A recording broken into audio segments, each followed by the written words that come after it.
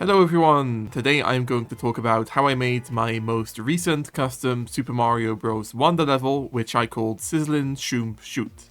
I've had this idea for a level where the player rides Shoomps up and down lava slopes for quite some time. It's very different from how Shoomps are used in the original game, and they also really fit with the lava theme. However, the original game only features this one very specific size of lava slope, which wasn't dynamic enough for the type of setups I had in mind. So for my level, I ended up making custom lava slope objects. It took a pretty complicated process to put these custom lava slopes together, so I think I might talk about that in a separate video at some point. Another logical combination of mechanics I'd come up with was these popcorn guys, which are called Kerpops, and fire spikes, since their fireballs can activate the Kerpops, and the same also goes for lava, by the way. Since fire spikes are stationary, I knew I could also probably make them ride Shoomps, so I decided to combine all of these ideas together into this one level. Now let's have a look at how that went. So normally I'm very particular about how the camera moves in my levels. Either the section is horizontal, so the camera only moves left or right, or the section is vertical and it moves up or down. Of course, I tend to make my levels out of both horizontal and vertical sections, but it's rarely both at the same time. So that's why this level kind of breaks the mold. It just had to be designed to progress diagonally due to how it follows the lava slope. I normally don't really like the messiness that comes with the camera moving freely like this, and honestly I wish there was a way of having the camera move diagonally in a straight line in Wonder. However, camera areas can only be flat, so that wasn't an option, which is why this level's camera moves freely in almost every section.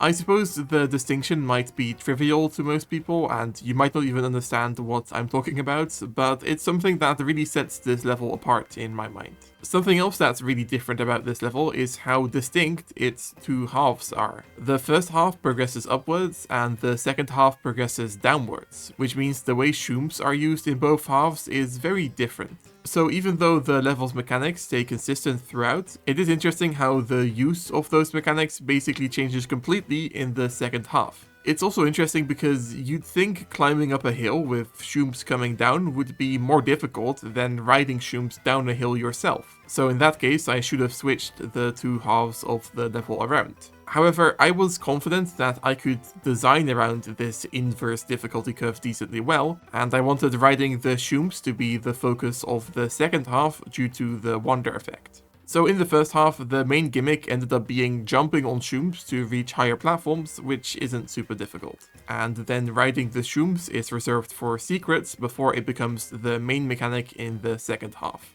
For the first purple 10 coin, the player has to jump onto a small Shoomp and ride it down a lava slope. It's become a bit of a trope for my levels for the first purple 10 coin to be a relatively simple setup like that without a bonus room, as opposed to the other two 10 coins which are in bonus rooms. I should probably avoid being super repetitive when it comes to that, but it also just makes so much sense not to put the first 10 coin in a bonus room, because that can sort of break the flow of a level's progression. In some of my older 2D Mario mods, I would often put 3 bonus rooms for every star coin in a single level, and I just don't want to do that anymore. It was kind of ridiculous. But clearly I also really enjoy using my mechanics to make these crazy and wacky bonus room setups, which is how I end up with this same pattern of 2 bonus rooms for the later 2 10 coins in each of my levels over and over again. I'll have to try and shake things up a bit in that regard in the future. So like I talked about at the beginning, the main reason I used both Kerpops and fire spikes was because fire spikes can activate Kerpops by throwing a fireball at them. However, I ended up not really using this mechanic that much for a number of reasons. First of all, the fireballs of fire spikes go up a block relative to the fire spike's position. So if I wanted this fireball to hit a Kerpop, the fire spike would have to be placed a tile lower than the Kerpop. Since Kerpops walk off of ledges, this sort of made it impossible to make a consistent setup where a fire spike can hit Kerpops without things potentially going wrong. Also, the level just ended up being so focused on all the different Shoomp setups that it was hard for me to insert sections focused on the other two mechanics. If I'd done this much more, I feel like it would have negatively impacted the flow of the level. I could have probably dedicated a bonus room to Kerpops and Fire Spikes, but again, I just had so many ideas for Shoomp setups that it would have been a waste not to use those instead.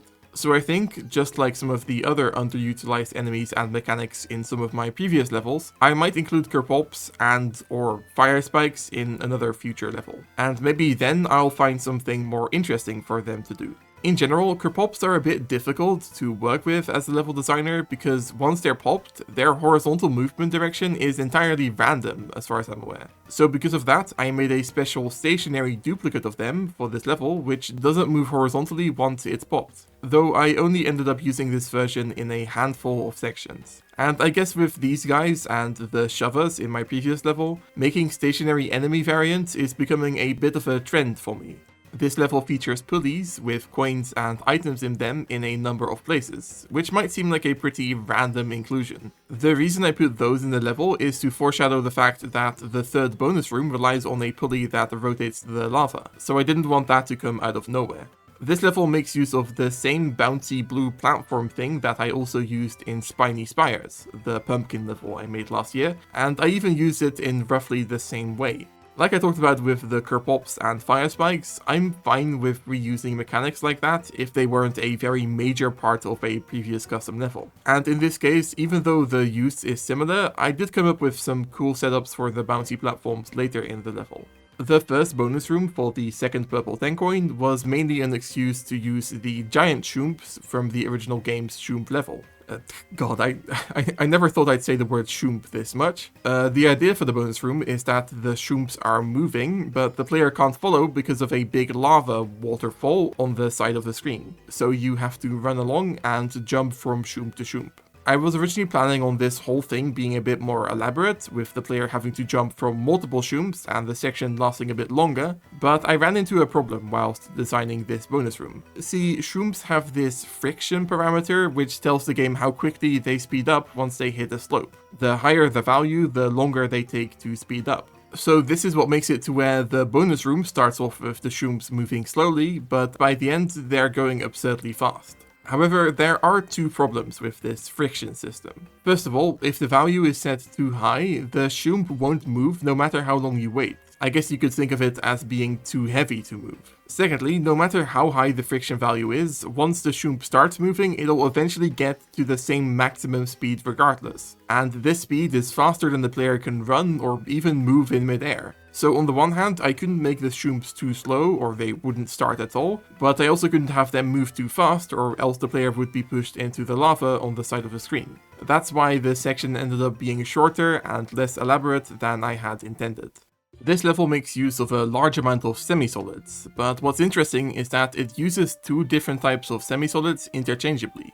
There's the normal terrain semi-solids, which just look like typical lava grounds, and there's the bone platform semi-solids, both of which are used throughout the original game's lava levels. So I kind of had to instinctively decide which type would fit the best for which semi-solid. I mostly ended up settling on the terrain semi-solids being used for sections with Shoomps, because these semi-solids have slopes, and the bone semi-solids being used for sections without Shoomps. This last upward section of the level before the midway flag is the only part of the level where I used some upside down lava. It doesn't even do anything really. I suppose players can jump into it if they're not careful, but that's about it. But it's mostly just a cool visual to amp up the tension a bit. It also feels very Nintendo-like to just randomly throw some upside down lava into a section. That's something they did a number of times in the original game's lava levels. And it's kind of different from how I normally try to make my levels very mechanically consistent, but I think it really works in this case. For sections like these, where there's an enemy generator very far off screen, there is a funny problem I ran into. Even though it's easy to have this generator running, even if it's far away, using a culling area, this still means it takes like 10 seconds for the first Shoomp in this case to come down the hill. That's a problem, I think, so I fixed that by placing 2 additional Shoomps on this hill that are spawned in only a single time when the enemy generator is first loaded, meaning there's always a consistent flow of Shoomps moving down this section. I also hid a 1-up in this section which the player can collect by grabbing a pulley as they're riding on one of the Shoomps. Before Super Mario Bros. Wonder, 1-ups were basically the only meaningful collectible I could put into my levels that would actually make for meaningful secrets, other than star coins of course. With Wonder's introduction of purple coins, now I can stuff my levels with little secrets as much as I want to without needing to hand out 1-ups around every corner. So it's been fun deciding which secrets are obscure and difficult enough to still warrant giving the player a 1-up, even with the introduction of purple coins. And I've been trying to still put 1 or 2 1-ups in each of my levels. Just like in my previous level, I decided to make use of a moving midway flag in this level. So I put it onto a Shoomp, which the player can plunge into lava by destroying some brick blocks under it, allowing them to hit a Wonder Bud to collect some coins. After all the crazy Shoomp setups, I tried keeping Kerpops and Fire Spikes somewhat relevant by making a section where a Fire Spike repeatedly pops Kerpops coming out of a pipe, which the player can jump on to hit some question mark blocks. I feel kind of bad for relying on enemy pipe generators so much again, but like I talked about before, it's hard making setups where Fire Spikes consistently activate Kerpops, so this was the best I could come up with. The main idea for the second half of the level was that players would be riding Shoomps down big lava slope sections. The problem with that idea is that there's basically zero gameplay to that. The player just has to stand there and watch. Now you might think, why not make it interesting by adding some obstacles that the player has to avoid by jumping or something? Well, remember what I said about the speed of Shoomps? Yeah, so if they move down a big slope like this, no matter what I set their friction to, they'll be going ridiculously fast. So not only would it be hard to design obstacles that would be consistently threatening but also easy to see coming at such high speed, but also if a player jumps whilst a Shoomp is moving that quickly, the Shoomp will move away from under the player because it's going faster than the player's maximum airborne speed. So yeah, that's why these Shoomp riding sections are mostly pretty much empty. However, here's a question: what is the best level in New Super Mario Bros. Wii? I bet if I held a poll, the answer would be the Spine Coaster level in World 8. Now, the funny thing about that is that, just like the Shoomps, Spine Coasters, at least the ones designed by Nintendo, aren't super interesting from a gameplay perspective for the exact same reason. Sure, there's a bit more obstacle jumping in those levels, but still, the fun part is just going down the slopes at high speeds, so I think doing the same with the Shoomps in my level is fine. By the way, have I mentioned how Shoomps are just the worst? See, their movement is inconsistent. It seems to be ever so slightly based on RNG. So when it comes to designing sections like this, where Shoomps had to be reliable and repeatedly move down the very specific sections over and over again, things became rather frustrating. Sometimes 9 out of 10 Shoomps would do exactly what I wanted, only for one of them to not quite have as much momentum as the others, causing all the Shoomps to bunch up. Another problem I ran into is that, as far as I can tell, Shoomps actually react to lag. So I playtest and record my levels on emulator, and especially when I also have my recording software and the Fushigi level editor open, I'll have some frame drops from time to time, and that's normally totally fine. However, what's not fine is that these lag spikes can actually influence the movement of Shoomps, causing them to jitter or even lose their momentum altogether. This made testing these already complicated sections even more of a nightmare, because when something was wrong, I could never be quite sure if it was because of a mistake I made or because of lag. To be perfectly honest, I don't know if I'll ever be able to release this level in its current state, because currently things can still go wrong if your game lags, or even simply thanks to Shoomp RNG, which made working on this second half of the level extremely demoralizing, because I slowly had to come to terms with the fact that this level might be a showcase only type of deal. Even when recording the playthrough for YouTube, I kept having to restart because something went wrong, which was completely out of my control. So yeah, it's a bit of a bummer, but I've basically given up on this level ever being consistent. Anyways, moving on, I really like the entrance for the second bonus room because it makes use of that same bouncy blue cube thing, but in a completely different way this time, with it pushing a Shoomp up that otherwise blocks the pipe leading to the bonus room. The second bonus room itself is also a lot of fun because it's the rotating lava pulley thing that I mentioned previously. My original plan for this bonus room was for the lava and the Shoomp and everything to be in a background area, because I didn't want the player to be able to skip things by getting onto the Shoomp themselves. However, because the whole setup relies on dropping the 10 coin onto the Shoomp using a POW block, putting this in a background area wouldn't work, because POW blocks don't affect background areas, sadly. So instead, I had to make this room pretty big to accommodate both the pulley, the power block, and the entire swaying lava shoomp setup. It's a shame too, because I've been meaning to find another excuse to use background areas in my levels, because I've made over a dozen custom levels now, but only one of those features a background area. I also included another hard to get 1-up in this section in an invisible block that's up against the wall on the right, which the player can collect by riding the shoomp. At this point, I'd pretty much ran out of ideas for setups in the level, which kind of scared me because it felt like I'd only made a small part of the second half of the level so far. For some reason, I've always felt the need to make the second half of my levels longer than the first half, and in my Wonder levels, I've always kept up with this, even ignoring the Wonder effect sections. This means that often, if you get the Wonder effect, my Wonder levels are extremely lopsided, with the second half taking twice as long as the first. However, since I've been meaning to make my Wonder levels shorter, and like I said, I was quickly running out of ideas for the level at this point, I simply decided to make the second half of this level relatively short. But that's totally fine, after all that's also how it is in most levels in the original game. It's funny because I usually determine level length mainly by looking at how big a level is, but in the case of this level that doesn't really work, because these shoomp riding sections are massive, but the player also moves through these extremely quickly. I do feel a bit weird about making these large sections of the level mostly empty, but I also don't see a way to where I could have designed this any differently.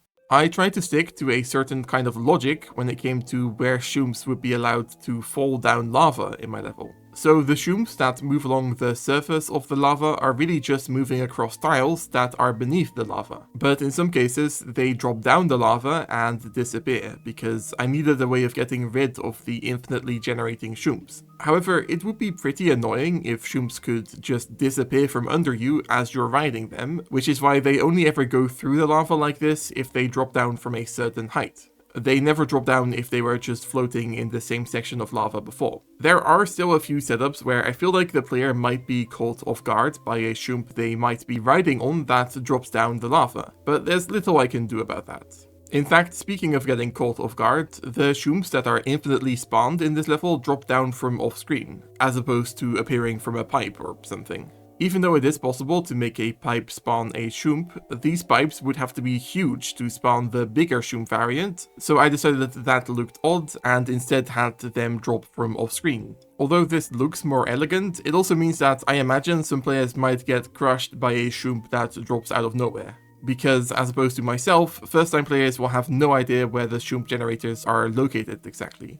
I would like to maybe change this in the future and have some kind of indication for these shoomp drop-down sections, but for now I don't really think it's a huge problem. So this level's Wonder effect involves the player riding a 3 shoomp wide shoomp, if that makes any sense. This is another custom enemy of sorts. It's a duplicate of a normal shoomp, but with a modified version of the massive shoomp's model and animations. Annoyingly, the particles that spawn when a shoomp slides across terrain are sort of hard-coded, meaning this big shoomp spawns particles as if it's still the size of a regular shoomp. In fact, I originally replaced the massive shoomp, but that resulted in particles being spawned way to either side of the enemy when it slid across terrain, because that's how big it was originally. Either way, because this guy is mostly submerged in lava, I don't really think this particle problem is noticeable at all, really. And the real star of this Wonder effect isn't the medium-sized shoomp, but the rotating lava. So normal liquids in Super Mario Bros. Wonder cannot be rotated,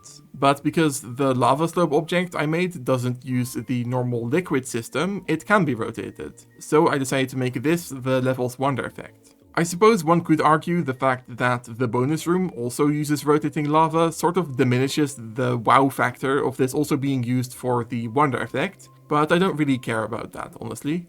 By far the biggest challenge of designing this section was that I didn't want the lava to be rotated continuously. I wanted it to stop and start, so I could make some sections for the player to run around in between the sliding segments. I figured I could implement this by repeatedly enabling and disabling a rotation assistant, which would theoretically make it swing one way and back each time. After all, that's how it works in New Super Mario Bros. U. However, it turns out it doesn't work that way in Super Mario Bros. Wonder, so I ended up having to rely on a pretty janky alternative. Wonder has these pendulum rotation assistants that continuously swing an object back and forth. So I attached the lava to one of these and timed it to stop moving exactly when it reaches the apex of its swing, only to enable it to continue moving again once I wanted to. This solution is so haphazard that I believe once the wonder effect is finished, the lava isn't quite rotated back into place correctly. Even throughout the wonder effect, it never really ends up perfectly flat. But to be honest, this is just one of the many things on a long list of janky problems with this wonder effect, and try as I might, I couldn't fix this. The ideal way that I could have done a wonder effect like this, by the way, would have been to use the rolling ball hall wonder effect, where the screen rotates. If Shoomps were affected by this rotating gravity, that would have been amazing. I could have probably designed something really quite special. But of course, they're not. Only spike balls actually seem to be affected by this, so this rotating lava thing was the best alternative I could come up with. Whenever the lava rotates, by the way, I decided to trigger some screen shake and sound effects to make the mechanic feel a bit more official. Without that, it didn't really feel like an integrated mechanic in the slightest. Also, this isn't something that I recorded for the time-lapse, but I ended up adding by far the most complicated talking flower I've ever made for this wonder effect. The way that talking flowers work is that for each new voice line they say, you have to delete one talking flower object and spawn a new one in its place. So because I wanted to have a talking flower ride the Shoomp alongside the player, not only did I end up having to find 15 appropriate voice lines for this guy, but I also had to respawn the talking flower for each voice line it said. Also, figuring out the timing for each line was a complete nightmare, especially because, once again, the Shoomp's movement is slightly inconsistent and based on RNG. And despite how crazy and complicated this wonder effect is, it is a bit of a shame how boring it is from a gameplay perspective.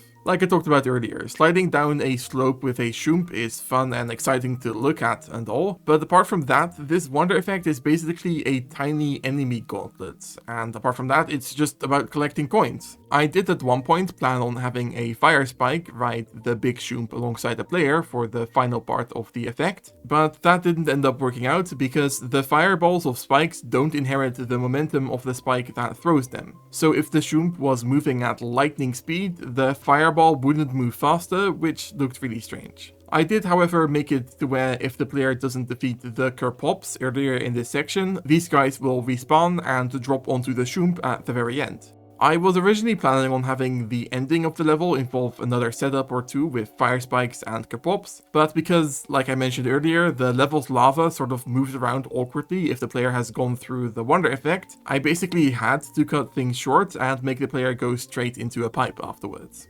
This leads to one last Shoomp riding section, which allows the player to reach the top of the goal. I am aware that the way I have the Shoomp set up under the pipe currently means that it probably wouldn't catch all 4 players coming out of the pipe in multiplayer. But like I talked about before, this level is such a mess that I'm not sure if it'll ever even be released, so at this point I sort of stopped caring. It is kind of funny and emblematic of the level as a whole that I couldn't think of a way of including Kerpops or fire spikes in this final flagpole setup thingy. Maybe Shoomps don't work that well with those mechanics after all. Because of the diagonal structure of the level, I decided to reshape the entire background to follow along with the uphill and downhill thing. This was kind of a tricky thing to pull off, because even though Fushigi is pretty good at displaying the horizontal parallax of the background, in terms of verticality, it doesn't display scroll speeds properly at all. So having the multiple different layers of background elements in this level always show up correctly in every section was a bit of a challenge. Though at least the lava theme's background is relatively simplistic, I don't think I'd be able to pull off something like this with a more complicated background. When it came to decorating the level, I stuck to the standard lava decoration objects. I did consider integrating some of the lava ruins theme stuff with the stone structures seen in some of the original game's lava levels, but decided those didn't really fit the very natural vibe of the level. Nintendo never put any decorations in lava, nor did they rotate decorations to place them on slopes much, but because of this level's focus on both lava and slopes, I decided to ignore that rule in some cases. And yeah, that's all I wanted to talk about, so now let's go check out the level in-game.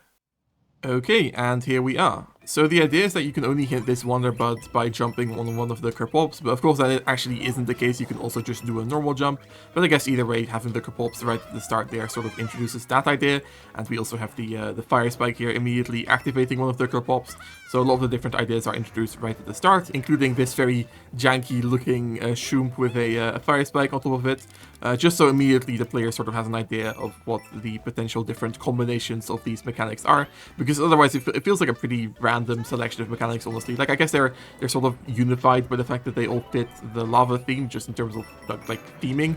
But the I don't know, I feel like Shoomps are such a strange mechanic that you sort of have to justify how they're going to work with the other mechanics pretty early on like that. Here we have some of these custom stationary Kerpops, which I imagine most people won't even realize are custom once again, but that's fine. Also, I imagine some people might not like go for that pulley there with the power-up, so therefore if you hit this block here, if you're small, you still get a mushroom out of that, so that way we're still a bit lenient with the power-up distribution in this level. Because even though this is a 4-star, even though this is a 4-star difficulty rating level, I still wanted to be generous with the power-ups. Also, as I just accidentally demonstrated there, if you hit a Kerpop with a fireball from the fire flower, that still just activates them and makes them go up, which is really funny and sort of a mechanic that's not really shown much in the original game. So therefore, I decided to include the fire flower in this level. This section here is a bit tricky sometimes with the momentum of the Shoomp like that, oh my god, and then also you have to sort of jump there to avoid getting pushed into the lava waterfall right away. Also the sound effect and the whole like screen shake effect that happens when that final Shoomp like sort of stops at the end is actually something I added in myself using some like sound effect spawner and whatnot, because otherwise that Shoomp was completely silent, which I just felt kind of wrong, I don't know. These Shoomps here move very quickly, which can make this section a bit tricky. I also really like just sort of the casual way that Wonder Bud is hidden down there with the like how you used to drop down onto that lava slope. It's kind of different, I guess. And yeah, this isn't very different. This isn't just another Shoomp slope semi-solid jumping thing. There we go. And we could also go down there for a 1-up. Let me see if I can do this. And it is noteworthy how the first half of the level basically entirely focuses on the smaller Shoomps, and then the second half mostly focuses on the wider Shoomps like this. And that was mostly unintentional, to be honest. It just sort of worked out that way with the design. Also, if you have like an elephant suit, I'm pretty sure you would probably get crushed by by that Shoomp there. So I might have to redesign that at a later date. I don't know. And I really like how this section here worked out, where the Kerpops just get launched perfectly for you to be able to jump onto them and hit this block for a power-up. And also, if 2 of these Kerpops spawn, then no more of them will spawn, because otherwise that would sort of get spammy within that one little section. And yeah, time to ride one of the Shoomps. Woo! It is, like I talked about during the time-lapse, it's maybe not the most interesting section from a gameplay perspective, but it is just fun to look at, and it also only takes like a few seconds, so I guess it's fine.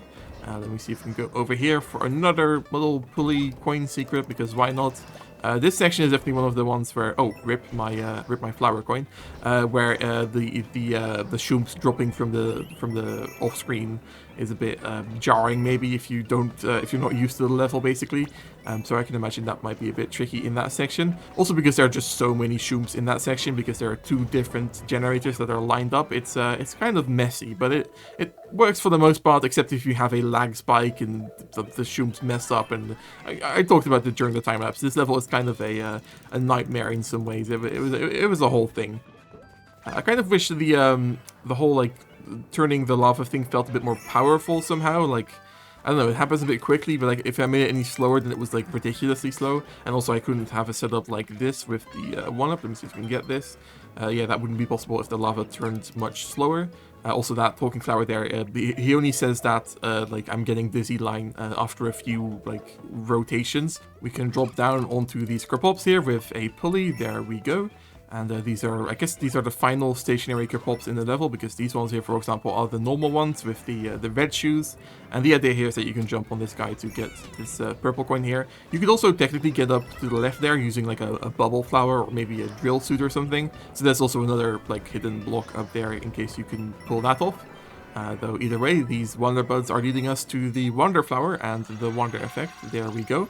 I do feel like that jump onto this big Shoomp here with the Wonder Flower can maybe be a bit blind. Like, I don't know whether people will be able to see that coming. But then again, there also isn't much else you can do when you're standing on a Shoomp except expect something to happen and expect to like have to jump eventually. So therefore, I feel like it's fine to expect that of the player basically. And yeah, the idea here is that you're just sort of collecting coins, I guess, which isn't the most interesting gameplay in the world, but whatever. At least you have this extremely complicated talking flower here to keep you company.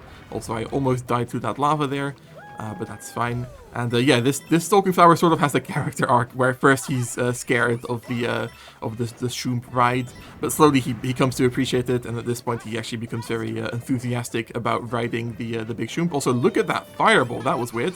Also, we just had some Shoomp RNG there, because normally you actually make it all the way to that Wonder Bud with the coins that spawn in the air there, but we didn't get that this time. Also, wow, things are going very strange with the momentum there, and yeah, we also saw the Shoomp move very differently for no apparent reason, and as far as I'm aware, that's simply down due to the Shoomp RNG, like I talked about during the time lapse. Either way, this is the end of the level and also the end of this video, guys. So if you enjoyed this video, maybe consider leaving a like or subscribing or whatever. I also have a Discord server linked in the description, and you can also sign up for a channel membership to watch my videos early. But either way, thank you guys so much for watching, see you later, and bye bye!